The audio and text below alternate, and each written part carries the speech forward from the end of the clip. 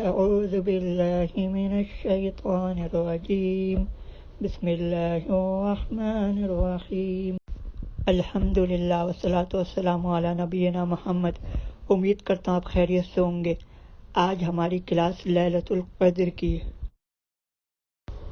ابھی آپ سورہ دیکھیے جیسے سورۃ القدر میں ہے، اعوذ باللہ من الشیطان الرجیم بسم اللہ الرحمن الرحیم انا انزلناه فی لیلۃ القدر وما ادراک ما لیلۃ القدر لیلۃ القدر خیر من الف شہر تنزل الملائكة والروح فيها بإذن ربهم من كل أمر سلام هي حتى مطلع الفجر۔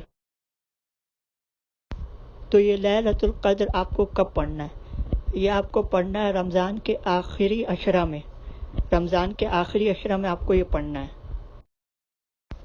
اب لیلۃ القدر کا فائدہ دیکھیے، آپ صلی اللہ علیہ وسلم نے فرمایا، قال رسول اللہ صلی اللہ علیہ وسلم من قام لیلۃ القدر ایمانا واحتسابا غفر له ما تقدم من ذنبہ۔ اب اس کو پڑھنا کب ہے؟ تو آپ اس کو 11 بجے کے بعد بھی پڑھ سکتے ہیں، لیکن زیادہ بہتر ہے کہ آپ اس کو 1 بجے کے بعد پڑھیے۔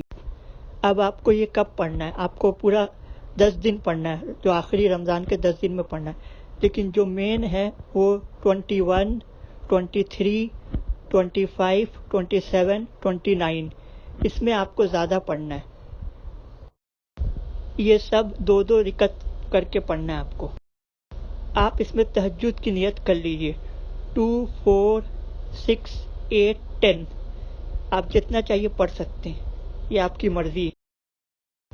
آخری عشرہ میں آپ زیادہ سے زیادہ قرآن پڑھیے، جتنا پڑھ سکتے ہیں آپ اتنا پڑھیے۔ تسبیح، دعا یہ بھی زیادہ پڑھیے، زیادہ سے زیادہ جتنا آپ پڑھ سکتے ہیں